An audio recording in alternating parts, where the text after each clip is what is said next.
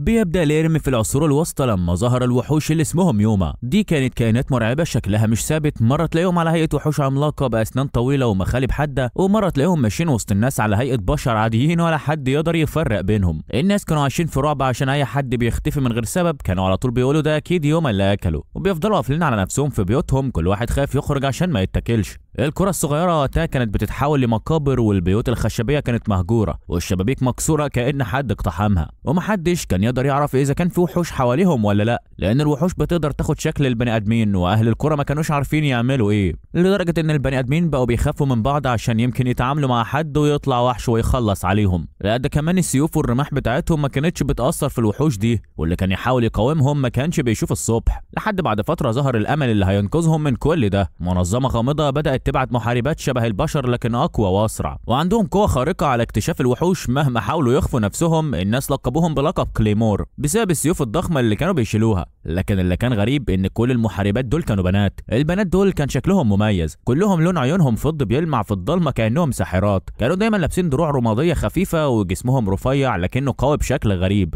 رغم إنهم كانوا بيدافعوا عن البشر الناس كانوا بيخافوا يقربوا منهم لأنهم نص بشر ونص وحوش، وكانوا بيقولوا عليهم ساحرات العيون الفضية عشان زي ما عرفنا قبل كده ان عيونهم لونها فضي. ندخل بقى على موضوعنا. في يوم بالليل كان الجو هادي بشكل مخيف والضباب مغطي الشوارع الضيقه. فجأة حد سمع صرخة قوية من بيت في طرف القرية، وبدأ الناس يجروا ناحيته وهم مفزوعين. لما وصلوا كانوا واقفين متجمدين مكانهم، وقدامهم كانت الجثث متبعترة في كل مكان ودمها مغطي الارض كله. طبعا بقى الناس كانت مصدومه واللي بيصرخ واللي بيجري. بعد كده اجتمع اهل القريه، الرجال والكبار والنساء والاطفال كانوا كلهم خايفين ومش عارفين يعملوا ايه. كان شيخ القريه واقف في النص جنب البئر القديم وعمال بيفكر. فجاه بص على الناس وقال لهم مفيش قدامنا غير حل واحد، وهو اننا نطلب مساعده كلايمور. واحد من الشباب الصغيرين بص له وقال له بس دول مش بشر زينا، دول نص وحوش، ازاي هنثق فيهم وهم ممكن يقتلونا زي الوحوش دي؟ شيخ القريه رد عليه وقال له واحنا هنفضل مستنيين نموت؟ الوحوش دول مش هيرحمونا. الناس اتكلموا كتير وفضلوا مترددين، لكن في الاخر اتفقوا يبعتوا طلب للمحاربات. فعلا بعتوا طلب مساعده من كلايمور، وقررت المنظمه انها تبعت بنت اسمها كلير. تاني يوم كان الجو غائم والشمس مخفيه ورا السحب. الطريق اللي بيدخل على القريه كان هادي جدا الا من صوت خطوات تقيله بتقرب. الناس كانوا متجمعين في الساحه مستنيين وعيونهم مليانه قلق وخوف. فجاه ظهرت بنت ماشيه لوحدها، كانت طويله ورفيعه وشعرها فاتح ولبسها رمادي زي باقي محاربات كلايمور، لكن السيف اللي على ظهرها كان ملفت جدا، كبير وضخم لدرجه انك تقول انه مستحيل حد يقدر يشيله، لكنها كانت بتتحرك بيه بخفه. انت مفكر انها زيك ولا ايه؟ لما دخلت القريه الناس كانوا ساكتين خالص وكل عيونهم مركزه عليها، لكن اتشجع واحد من اهل القريه وراح الراجل العجوز قرب منها وسالها انت جايه تساعدينا؟ بصت له كلير بعينها الفضيه اللي بتلمع وقالت بهدوء انا هنا عشان اقتل الوحش اللي انتوا بعدتوا عنه، لكن بعد ما خلص هيجي واحد من رجاله المنظمه ياخد الفلوس. بعد كده سابته وراحت لملك القريه، ولما وصلت عند ملك القريه وكان قاعد في بيته الكبير في طرف القريه، اول ما شافها قال احنا مش عايزين مشاكل مع حد احنا خالص، كل اللي احنا عايزينه ان الوحش ده يختفي بس عشان نقدر نعيش بهدوء. كلير ردت عليه بنفس الهدوء، قالت ان المنظمه بتاعتها مش بتعمل مشاكل، احنا هنا عشان نحميكم، لكن لو مت في المعركه مش هتحتاجوا تدفعوا حاجه. ملك القريه كان متوتر لكنه وافق في الاخر على كلامها وقال لها هنعمل اللي تطلبوه بس خلصنا من الكابوس ده. في الوقت ده بيظهر ولد اسمه راكي، وراكي ده كان ولد صغير عنده 12 سنه، شعره بني قصير وعيونه مليانه فضول. كان واقف جنب البيت بتاعه وبيحاول يسمع اللي الناس بيقولوه عن كلايمور. لما اخوه الكبير رجع من الاجتماع ساله ايه اللي حصل. انت كنت مع الناس في الساحه صح؟ اخوه كان واقف ووشه خايف وقال له اهل القريه قرروا اننا نجيب واحده من كلايمور علشان الوحش اللي هنا مش طبيعي. راكي بص له بحماس وقال له انا عايز اشوفها، الناس بيقولوا انهم مش بشر عاديين. فاخوه اتفاجئ وحذره بسرعه وقال له اياك تقرب من الناس دي لانهم ممكن ياذوك. بعد كده لما اخوه سابه راكي لقى كلير جاي علشان تقتل الوحش، فقرر راكي انه يروح عند كلير، لكن هي فكرت انه وحش فرفعت سيفها بسرعه. فقال لها راكي ان كلايمور شاطرين قوي، فقالت له ان البشر هم اللي عطوهم الاسم ده، وان راكي كان اول ضحيه في قريته فقد امه وابوه، ودلوقتي بيعيش مع اخوه الكبير. ولما صحي في يوم بعد موت امه وابوه لقى نفسه هو واخوه لسه عايشين، فقالت له ان هي هنا عشان مهمه مش عشان تنتقم ليه. فسالها عن اسمها فقالت له مش مهم تعرفه، هتنساه قريب. رجع راكي لبيته وفتح الباب لقى عمه ميت، وكان اخوه هو اللي قتله وتحول لمخلوق يوما وهاجم راكي. فجأة جت كلير نطت من على السقف وقطعت ايده واستعملت قوة الوحش بتاعتها وخلصت عليه. راكي كان خايف بسبب اللي شافه في اليوم ده، اهل القريه رموه في الصحراء عشان خايفين ان هو كمان يتحول لوحش زي اخوه، فكلير ساعدته واخدته لقريه تانية، ولما فاق من النوم خرج يدور عليها لقى محاربه تانية كانت مستنيه بره القريه، فقالت له ان كليمور عندهم مهمه لكن هو عارف انها بتكذب عليه، فجاه بتتحول على شخصيتها الحقيقيه اللي هي وحش. بعد كده الوحش ده طلبت من كلير انها تخرج لانها عرفت انها مستخبيه، وكانت بتراقبها وطلبت من كلير ترمي سيفها لو خايفه على حياه راكي، بعدين هجمتها وضربتها من ورا، فمسكت كلير ايديها وشدتها لقدام وفي ثواني قطعت ايديها وبعدين فصلت راسها عن جسمها، من الاخر خلصت عليها، واستعملت كلير طاقه الوحش عشان تعالج جرحها. بعد كده مشى راكي مع كلير وبقى طباخ ليها. في اليوم اللي بعده راحت كلير واصطادت حربايه كبيره لان راكي كان جعان، لان زي ما احنا عارفين ان كليرمون مش زي البشر وانه قليل من الاكل والميه يكفيهم لمده اسبوع. بعد كده راحت كلير قابلت شخص بيشتغل في المنظمه اسمه روبل، واداها روبل مهمه جديده. المهمه دي كانت عباره عن قائمه الاسود، ومعناها لازم تخلص على اي محاربه تانية لما تعدي اي محاربه طاقتها وتكون قريبه من انها تتحول ليوما او وحش عموما. بعدين وصل طلب من المنظمه ان البنت اللي هيتخلصوا منها كانت المحاربه صاحبه كلير القريبه منه لما كانوا صغيرين. قال روبل لكلير ان المعلومات اللي وصلت لهم عن المحاربات ان كل ما زادت الحروب بتاعه كليمور ضد قوه وحوش اليوما في معاركهم، ده بيزود تحولهم الى مخلوقات يوما هم كمان. بعد كده كلير قابلت صاحبتها إلينا، ولما شافتها طلبت منها إلينا انها تقتلها طالما لسه في وعيها البشري، وكلير خلصت عليها بسيفها. بعد كام يوم بقى فجأة قامت كل وحوش يوما بالهجوم على مدينة المقدسة، لكن قانون المدينة كان بيمنع دخول الغرباء ومن ضمنهم كليمور، والكاهن اقترح انهم يجيبوا كليمور لانهم المنظمة الوحيدة اللي يقدروا يخلصوا على الكائنات دي. بعد كده ادوا لكلير دواء بيساعدها على انها تخفي طاقتها عشان تعرف تدخل المدينة كأنها بشرية، وكان الدواء كمان بيقلل من مستوى طاقة يوما ومفعوله لمدة نص يوم. فراحت كلير قابلت الكاهن وشاف راكي جثة محنطة جوه التابوت، طلب منها الكاهن انه يقابلها بالليل عشان الحراسة مشددة. بعدين قال لها الكاهن ان يوما قتل كتير من القصاصين وان الدنيا متدمرة هنا والناس بقت حاسة ان اخرتهم قربت خلاص، فطلبت منه كلير انه يهتم براكي لو هي ما رجعتش. بعد ما خلصت بقى وهي راجعه اعترض المحاربين طريقها، والمحارب الضخم كان ماسك سيف وصاحبه كان بيستخدم السكاكين، لكن على مين كلير عرفت تهرب منهم لحد ما وصلت جوه الكنيسه. لكن فجاه ظهر مخلوق وراح واكل واحد من الحرس كان شكله مخيف جدا. في اليوم اللي بعده راحت كلير للكنيسه فسمعت صوت حد بيصوت من مكان بعيد،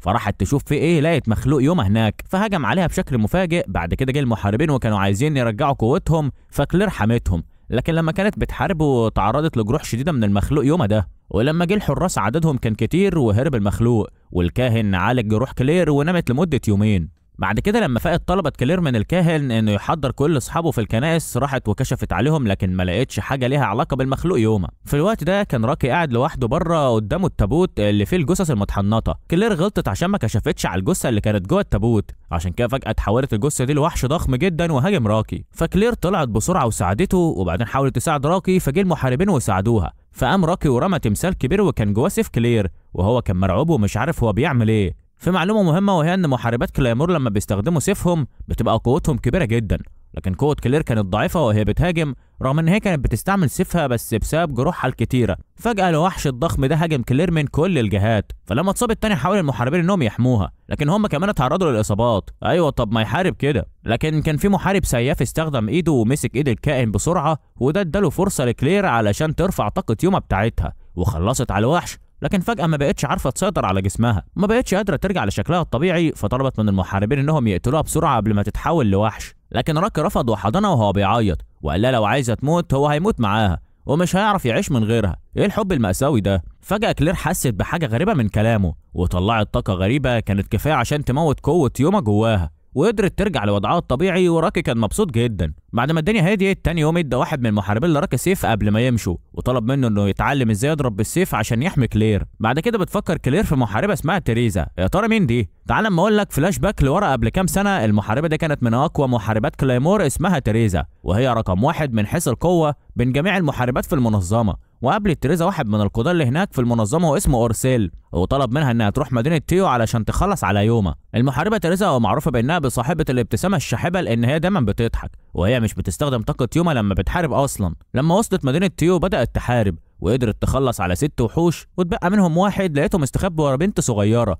لما خلصت عليه البنت فضلت واقفه مكانها ولا كأن حاجه حصلت. فقال اهل القريه لتريزا ان البنت دي كانت مع مخلوق يوما، ولقوا على ظهرها كدمات كتير، وان هي مش بتعرف تتكلم بسبب الصدمه اللي حصلت لها. فالبنت قربت من تريزا ومسكت فيها، فزقتها تريزا بسرعه وطلبت منها انها تبعد عنها، لكن ده ما منعش البنت الصغيره وفضلت تمشي ورا تريزا في كل مكان، رغم ان تريزا حذرتها. وفي مره وهي ماشيه وراها حاول واحد من قطاع الطرق يلمس البنت دي، فتريزا قطعت ايده بسرعه. فراح زعيم قطاع الطرق قال لمقاتلين ان في قانون في المنظمه يمنع كلامور القتل او انهم يعتدوا على البشر مهما كان السبب، فقالت لهم لو كانوا بيفكروا ان يعتدوا عليها، وفجاه راحت فاتحه قميصها فاتفاجئوا باللي شافوه. يا ترى شافوا ايه خلاهم مرعوبين كده؟ فجاه طلب منهم زعيم قطاع الطرق انهم يمشوا، والشخص اللي قطعت ايده وعدها انه هيرجع وينتقم منها. بعد كده كملت تريزا طريقها ونطت من فوق جبل بكل سهوله، لكن البنت الصغيره نطت وراها برضه، لكن وقعت على جذع الشجره واغمى عليها. تريزا شافتها وكانت عايزه تمشي، لكن رجعت في قرارها وقررت تساعدها، عندها رحمه البنت دي، وقررت انها تهتم بيها علشان ما تتعرضش للمشاكل تاني، وبدات تربيها واخدتها معاها في كل مكان. في يوم راحت تريزا تصطاد عشان البنت وضحكت، وكانت اول مره تضحك فيها البنت الصغيره،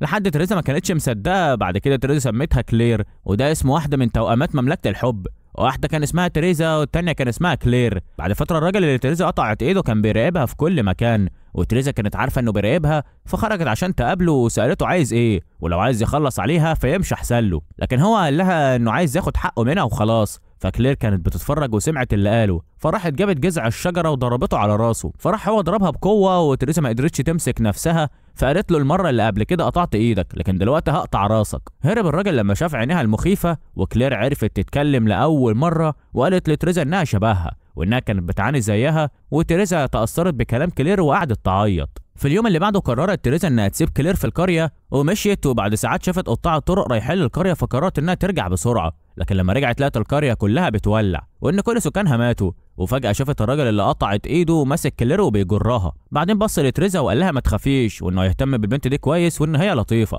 تريزا ما كانتش مصدقه اللي بتشوفه، فشافها الزعيم وراح قال لها انها هتعاني معاه، لكن هي قالت لهم انتوا احقر ناس شفتوها في حياتي، وانها هتخلص عليهم واحد واحد. وفعلا ده اللي حصل لحد ما وصلت لزعيمهم، وهي خلصت عليه بضربه واحده. وبعدين لما فات كلير كانت تريزا خلصت عليهم. بعد كده تم استدعائها من المنظمه عشان تتعدم، لان ممنوع اي محارب يهاجم الناس اللي في الشارع، وهي ما شاء الله خلصت على الكل. هاجم عليها 4 محاربات لكن خلصت عليهم بسهوله. رفضت الموت لان هي لقت سبب عشان تعيش عشانه، وهي كلير. فالمنظمه بعتت طلب للمحاربات عشان يراقبوا تريزا بعد ما مشيت ويخلصوا عليها في الوقت المناسب، وفعلا بعت وراها 4 محاربات. البنات دول كانوا صوفيا ونويل وإيرينا وبريشيلا، وكانت بريشيلا دي اصغر واحده، والكل كان متوقع ان هي اللي تخلص على تريزا لانها كانت بتكرهها من وهي صغيره. وصلوا البنات للقريه وراحوا عند تريزا، وقالت لها إيرينا انها عايزه تخلص عليها عشان قتلت البشر، ايه السهوله دي، وقربت بسرعه عشان تخلص عليها. لكن تريزا كانت اسرع منها ونطت من الشباك عشان تهرب، لكن لما طلعت لقت بريشيلا قدامها وما كانتش عارفه تهاجمها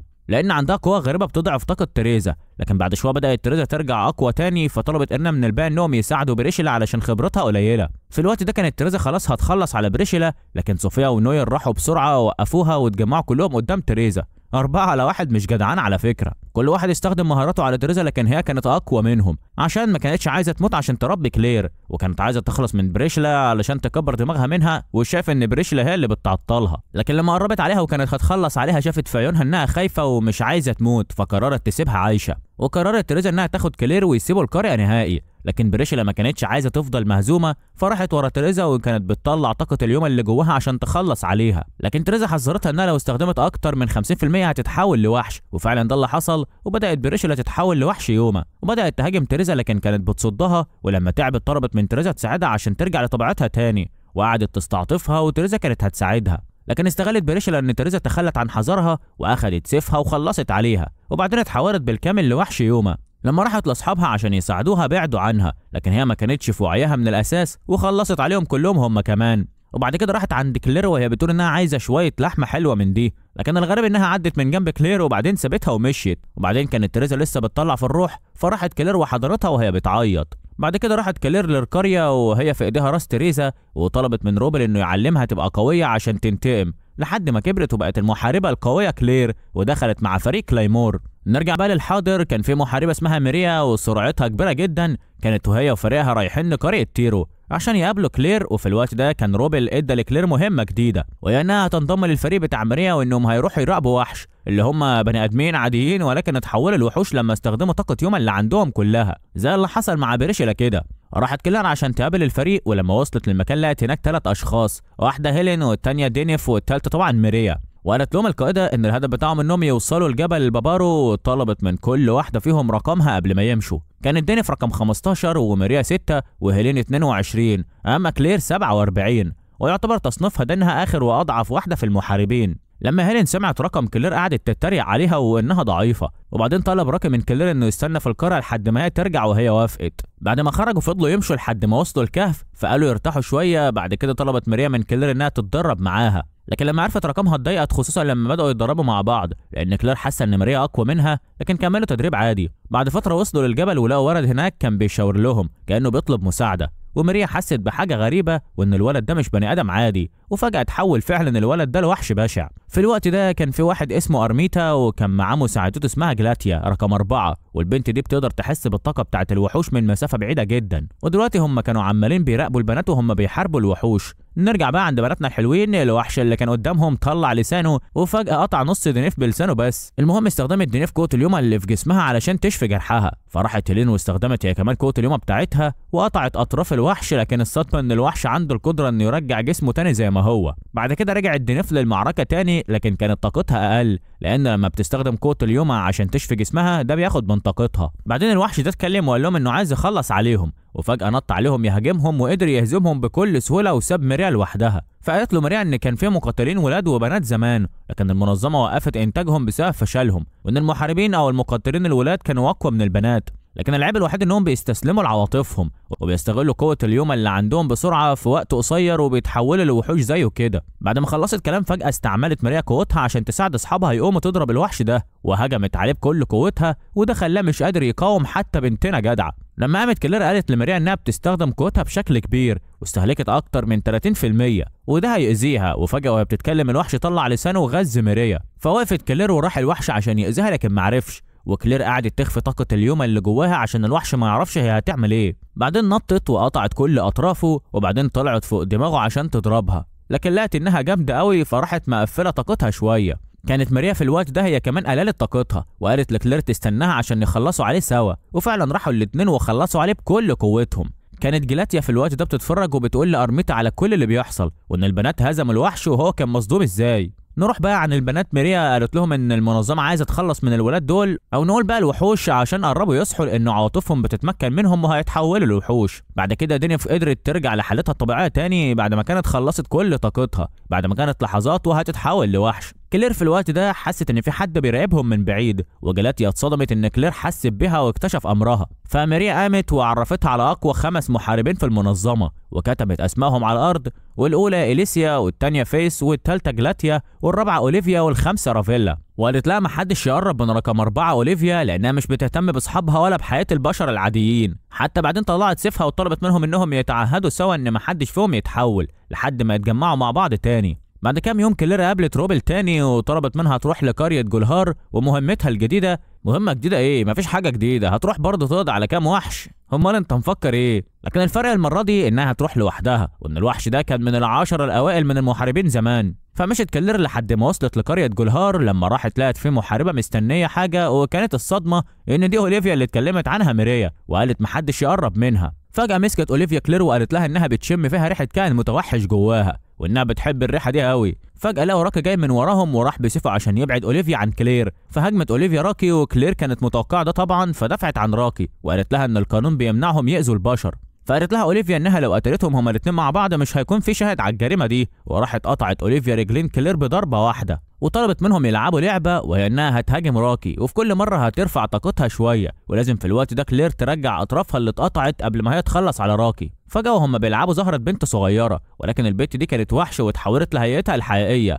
بعدين قربت منهم وقالت انها عايزه راكي عشان تاكله، فراحت كلير وساعدته بسرعه، لكن اخدته منها اوليفيا وطلبت منها انها ترجع اطرافها بسرعه عشان هي محتاجه مساعدتها، وقالت انها هتساعدها عشان يخلصوا من الوحش ده. لكن الصدمه ان اوليفيا خدعت كلير وراكي، وبعدين رميته للبنت اللي اتحولت لوحش، والبنت دي كانت هتاكل راكي. لكن فجاه كلير زودت طاقتها كلها ورجعت اطرافها وانقذت راكي. بعدين طلبت من راكي انه يمسك فيها بقوه عشان هي هتزود سرعتها وتطير، عشان يخرجوا من المشكله اللي هم فيها دي ويهربوا بسرعه. بعد كده الوحش قالت لاوليفيا ما تقلقش وانها هتتخلص منهم. بعدين راحت من ورا اوليفيا ومسكتها وكسرت رقبتها، ففكرت انها ماتت، لكن فجأة قامت اوليفيا وقطعت راس الوحش بكل سهولة، وقالت للبنت الوحش ولو كانت عايزة تقتلها كانت قطعت راسها احسن. ايه الرعب ده يا عم؟ في الوقت ده كانت كلير هي وراكي راحوا المكان امن شويه، وبعدين طلبت من راكي انه يهرب هو بعيد خالص ويدور على مكان اكتر امان، وهي هتبقى تدور عليه واكيد هتلاقيه. بعدين اوليفيا كانت وصلت عندهم لكن لقت كلير لوحدها، وكانت كلير بتقلل طاقتها، فاوليفيا استغربت الموقف ده. بعدين استخدمت اوليفيا قوه غريبه بسيفها، وكان السيف عمال يتحرك شبه الموج، عشان كده هي مشهوره باسم اوليفيا المتموجه.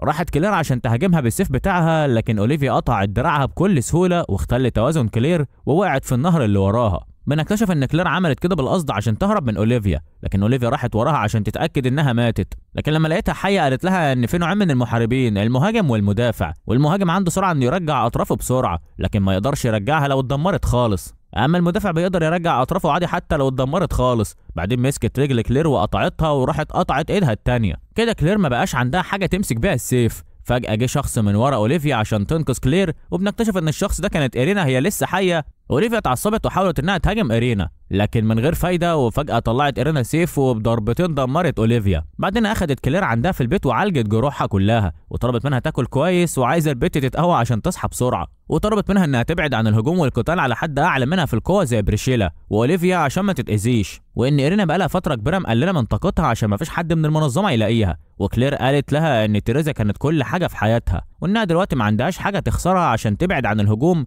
او تحذر من اي حاجه. فقالت لها إيرينا ان اوليفيا بقت محاربه بعد ما اخوها اتقتل، وكان السبب في موت بريشيلا. وبعد كده قعدت كلير فتره مع إيرينا وبدات تعلمها ازاي تستخدم مهاره السيف الخاطف، وبدات تعلمها ازاي تبقى اقوى واسرع لحد ما تشفى وترجع اقوى من جديد. في الوقت ده كانت اوليفيا ما ماتتش وقدرت تشفي نفسها باليومه، لكن مش قادره تتحكم في غضبها وهي بتدور على كلير من ناحيه، وانها ما عرفتش تنتقم لاخوها من ناحيه تانية لحد ما اتحولت لوحش. ولسه بيمر الوقت وكلير مع إيرينا والدنيا هاديه وبسيطه، وفي حاجه مهمه لازم نعرفها، وهي ان كلايمور مش بيكبروا في السن، يا اما بيفضلوا زي ما هم او بيتحولوا لوحوش في النهايه. في يوم وكلير وإيرينا بيتدربوا، راحت إيرينا قطعت لكلير كتفها وقطعت كتفها هي كمان، وهي اصلا كانت ايديها التانية مقطوعه. كده ما بقاش عندها اي ايد، وطلبت من كلير تعتبر دي هديه نهايه الخدمه بقى، وبقت كلير بتعرف تستخدم مهاره السيف الخاطف بشكل احسن. بعد كده المنظمه بعتت المحاربه رافيليا رقم 5 عشان تدور على إيرينا اللي مختفيه بقالها سنين، وعرفت مكانها من خلال كلير لانها كانت بتتدرب معاها.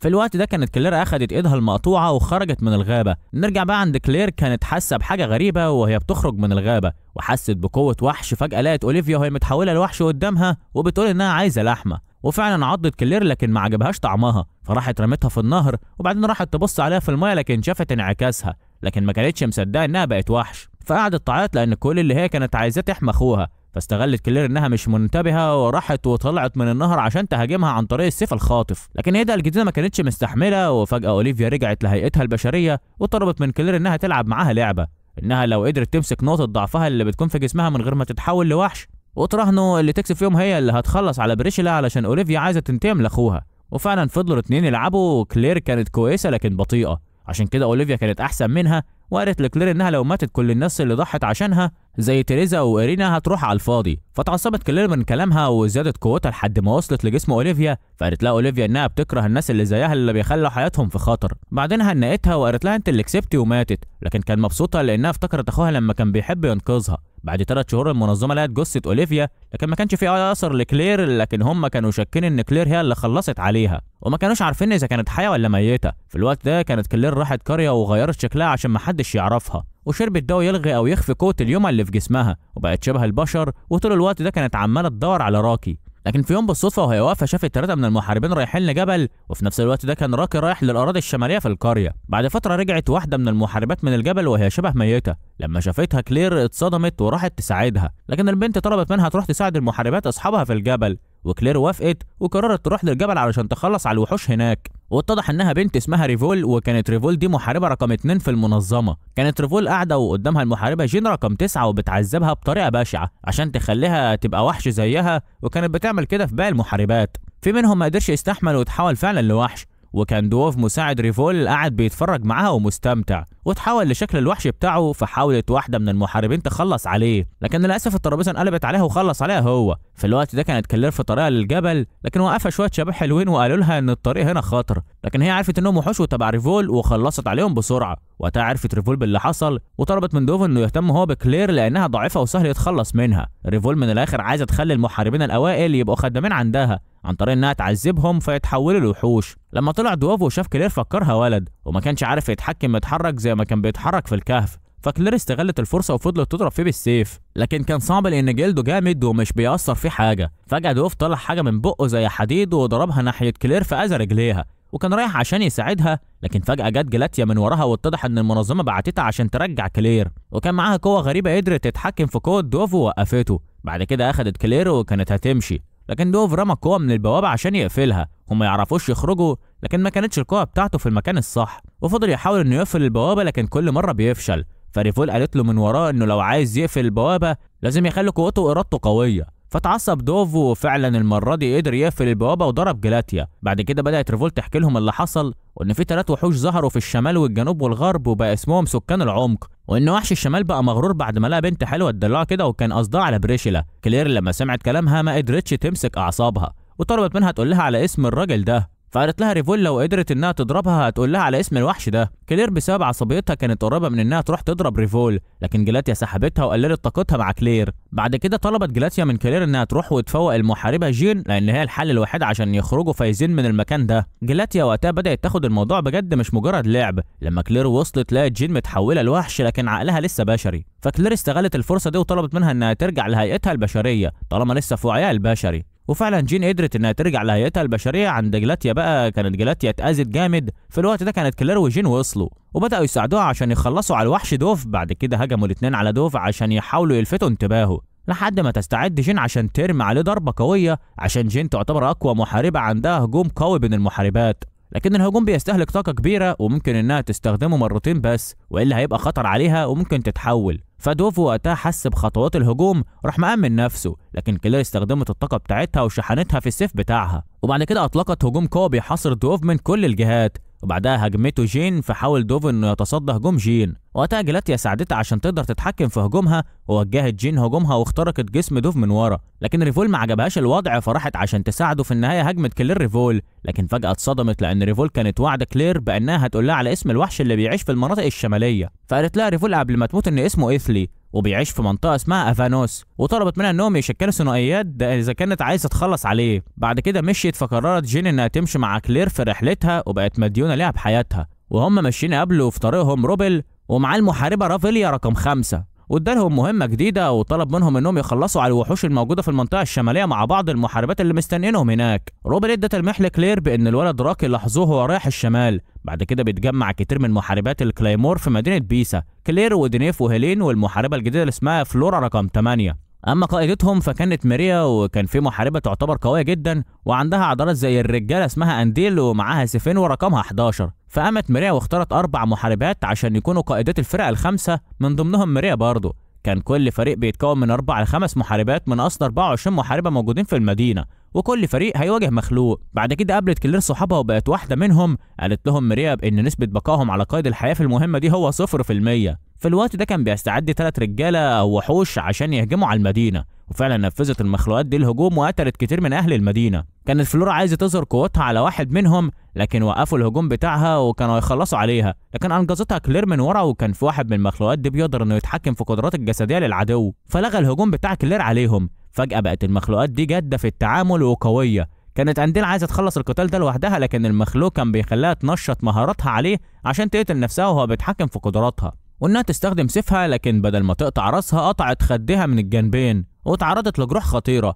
في الناحيه الثانيه كان فريق جين انتصر على المخلوق اللي معاهم، فراحت كلير ودينيف عشان يساعدوهم ورموا الوحش ده بعيد. واستخدمت كلير ودينيف قوه يوما لكن هم لغوا الطاقه دي عشان يشتتوا بقى المخلوق، وبدا يهجموا عليه لغايه ما دينيف حاولت تقطع راسه بسيفها لكن جلده كان تقيل عشان كده انديل حطت سيفها على رقبته. وفي النهايه نجحوا انهم يخلصوا عليه، لكن حاول المخلوق انه ياخد ضحيتين معاه على الاقل قبل ما يموت ويخليهم يقتلوا بعض عن طريق تحكمه بقدراتهم. وكانت عايزه فلور تخلص عليه بنفسها لكن كلير كانت اسرع وقطعته لاجزاء. اما القائده ماريا ما شافتش اي صعوبه وخلصت عليه معاهم بضربه واحده. وفي الوقت ده راكي كان موجود في منطقه من المناطق الشماليه بيدور على كلير، ولاحظ شخص راكي وان كان في صخره هتقع عليه فجري الشخص ده على راكي عشان ينقذه. لكن المفاجاه انها البنت دي هي نفس المحاربه اللي قتلت تريزا اللي هي بريشيلا. بعد كده بيظهر شخص اسمه إيزلي، هو ملك الأراضي الشمالية وحاكم كل مخلوقات أو الوحوش في المنطقة. وقتها حست بريشلا بريحة حلوة من جسم راكي بسبب إنه كان عايش في المناطق الجنوبية، فحست بالدفء جنبه، وطلب إيزلي من راكي إنه يمشي معاهم في رحلتهم. ووافق راكي على الرغم من إن إيزلي مش بشري،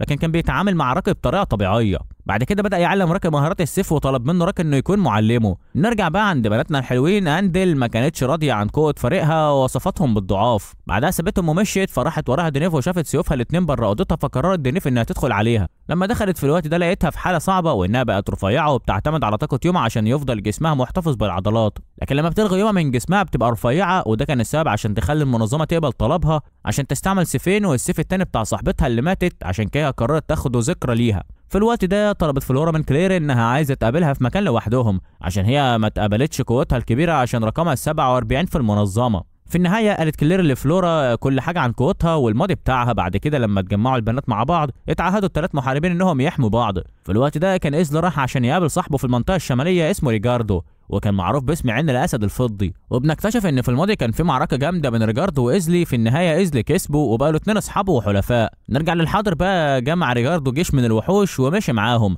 وكانوا رايحين مدينه بيسا، وفي نفس الوقت كان المحاربات مستعدين للمعركه. بعت ريجاردو جيش للمدينه وفضل هو بره المدينه مستني النتيجه بتاعه المعركه. فراحت المخلوقات المحاربات جوه المدينه. بعد كده بداوا يهزموا واحد ورا التاني. كان إيزلي مبسوط لما شاف نهايه كلايمرو قدام عينه بتقرب، لكن ما كانش يعرف ان اللي ماتوا دول مجرد تضحيه عشان يستدرجوا باقي الوحوش واحد ورا التاني. بعدين وقعوا واحد من المخلوقات في فخ وهجم عليه فلورا وكلير وخلصوا عليه. وقتها حس ريجاردو بصعوبه المعركه على المخلوقات اللي بعتها، حتى انه ما كانش مصدق اللي كان شايفه، واكتشف انه لازم يخلص على القائدات الخمسه اللي بتمشيها المحاربات في المعركه عشان يضمن انه هينتصر عليهم. كان في الوقت ده راكي كان بيدور على بريشلا اللي اختفت ولقى هدومها على الارض، ودخل كهف ولقاها بتاكل حاجه، لكن ما كانش ملاحظ ايه ده. لما قرب منها لقاها بتاكل لحم بشري. نرجع بقى للمعركه. صرخ ريجاردو وسمعته كل الوحوش في المدينه، فرجعت عنده لورا، وفجاه تحول ريجاردو لاسد ضخم جدا. ومن هنا بدات المعركه الحقيقيه. خلص على القائده الاولى وبعدين الثانيه وبعدين الثالثه. بعد كده راح للقائده رقم 4 فلورا وخلص عليها بضربه واحده. في الوقت ده هجمت كلير ودينيف على إيزلي مع بعض، لكنه كان على مستوى مختلف عنهم. وده كان الدور على القائده ماريا، هجم عليها لكنها استخدمت مهارات الشبح. نرجع لراكي بقى، وانه قرر انه يرجع عن فكره انه يقتل بريشلا لانه حس بمعاناتها، وقال لها ان هي لو ما كملتش فمش هتقدر تعيش بعد كده. وقرر راكو انه ياخد حصانه ويروح يدور على كلير. في الوقت ده كلير كانت بتهجم على ريجاردو، وكانوا هيجيب المخالب بتاعته ناحيتها، لكن للاسف جد في دينيف اللي كانت وراها. وماريا كانت زهقت من هجمات ريجاردو، وفي نفس الوقت فقدت طاقتها وانهارت. ولما كانت كلير بتحارب ريجاردو كانت عايزه تفاجئه من ورا، لكن المره دي كان عارف اللي هي هتعمله، عشان كده طلع مخالبه وضربها. وبعد كده كان عايز يقطع راس ماريا، لكن جرت كلير بسرعه لكنها كانت بطيئه عشان توصل في الوقت المناسب عشان تنقذها. فحست انها بقت مجنونه ولازم توصل بسرعه، وعرفت كلير تظبط رجليها، وبالطريقه دي زودت من سرعتها بشكل كبير من غير ما تستخدم طاقه يومها بتاعت جسمها بالكامل. لكن السرعه دي ما كانتش متعوده عليها، فكانت بتواجه صعوبة عشان تتحكم فيها. وريجاردو بقى عنده ايد واحدة وكان في موقف صعب، فكان عايز يرجع ايده المقطوعة، لكن هيلين كان ليها رأي تاني وقطعت ايده نهائي. وكلير مع الوقت بقت متعودة على سرعتها الكبيرة جدا. حس ريجاردو ان عدى وقته وهو ما كانش قادر يقاتل بجدية، وحس بالحماس. بعد فترة وصل راكي للمعركة وطلبت منه هيلين انه يمشي بسرعة، لكن هو شاف تحول رجل كلير وافتكر حالة بريشلا لما بقت وحش، لكنه حس بحزن وما كانش عارف يعمل حاجة. بقت كلير مسيطرة على المعركة واتعودت على سرعتها. وكان ريجاردو رفع مبنى كبير من وراه عشان يرميه على كلير عشان مفكر انه كده هيخلص عليها، لكن إيزلي ما كانش مصدق انه خسر المعركه. وبدات كلير تفقد السيطره على جسمها وقربت تبقى وحش، فطلبت من صاحبتها كلير تقطع راسها طالما انها لسه في وعيها البشري. في الوقت ده كان بريشلا لوحدها بعد ما راكي سابها، وحست بطاقه غريبه في جسمها وانها بقت زي تريزا زمان. بعد كده ركبت الحصان بتاعها وراحت للقريه، لقت اشخاص ميتين، فافتكرت الماضي بتاعها لما هاجم وحش يوم بيتها وهي ماشيه لحظه سيف بتاع كلايمور. كانت مفكره ان الكلايمور هم الوحوش، وهيلين ودينيف وماريا مشوا وراها في طريقهم، صادفوا جلاتيا وقالت لهم مكانها. قرر راكي انه يروح مع جين بعد ما نصحته انه يكون قوي لو عايز ينقذ صاحبته. بعد كده بدات المعركه المنتظره من سنين بين كلير وبريشلا، لكن بريشلا كانت اقوى. لما كانت بريشلا عايزه تقتل كلير انقذتها صاحبتها، فجاه افتكرت كلير بالتضحيات والمتاعب اللي حصلت لها واللي وصلتها للمرحله دي دلوقتي، وبقت كائن متوحش بنسبه 99%. دلوقتي بقى معاها اسلحه حاده كتير، وشافت بريشلا ان كلير هي اللي قتلت عيلتها في الماضي. بدات تتعصب ولازم تنهي المعركه دي نهايه ماساويه لكلير، لكن كلير بقت اقوى من قبل وبريشلا ما بقتش مسيطره. بقت المعركه متساويه، وافتكرت كلير النهايه الماساويه لتريزا، كل واحد بيفتكر اوجاعه يا ابني. في النهايه رجعت كلير بقوه اكبر وبقت بتتصدى هجمات بريشلا، ونجحت كلير بانها تقطع اطرافها. بعد كده حست بريشلا بخوف شديد لما افتكرت الماضي بتاعها لما كان بتحارب ضد تريزا، وقف راكي وهو بيحاول لحمايه بريشلا وطلب من كلير انها توقف المعركه، وبعدين نط وحضن كلير وكانت عايزه تقتله لانها ما كانتش في وعيها البشري. فانقذته جين بسرعه وضحت بنفسها وقالت لكلير ان جه الوقت عشان ترد الدين، وطلبت منها انها تتحد قوتها معاها عشان ترجعها لهيئتها البشريه. جين خرجت كل طاقتها المتبقيه عشان تنقذ كلير، وفعلا رجعت كلير لوضعها الطبيعي، لكن بالمقابل جين ماتت. بعد كده جه ايزلي واخد بريشلا واختفى وهرب بسرعه، وراحت كلير تدفن صاحبتها جين وهي زعلانه. بعدين بصت لراكي واعتذرت ليه انها ما قدرتش توصل له، لكن واضح انه مر بحاجات صعبه كل السنين دي، فهو قال لها انه مش هيسيبها. فكلير قالت له ان الحياه هتبقى صعبه وقاسيه اكتر، هل لسه عايزه تيجي معايا؟ راكي قعد يبص لها وبعدين قال انا كنت دايما، وفجاه راح يحضنها وهو بيعيط. ايوه فين الجمله المفيده يا ابني؟ حست كلير بحاجه غريبه، يمكن الراحه اخيرا. وبعدين اخدت راكي وكانوا هيمشوا، لكن بتبص كلير وراها وهي بتفكر في تريزا. بعدين قالت لتريزا انها لسه حيه، وطلب منها انها تقول لها ان كل حاجه هتبقى بخير. فجاه افتكرت كلام تريزا لها زمان وهي بتقول لها عيشي مع الناس وبين الناس، انت مش مختلفه عنهم. وهنا بينتهي الانمي بتاعنا، لكن هل بتنتهي قصه كلير وراكي؟ اكيد لا، لسه في مغامرات كتير تانية. سلام.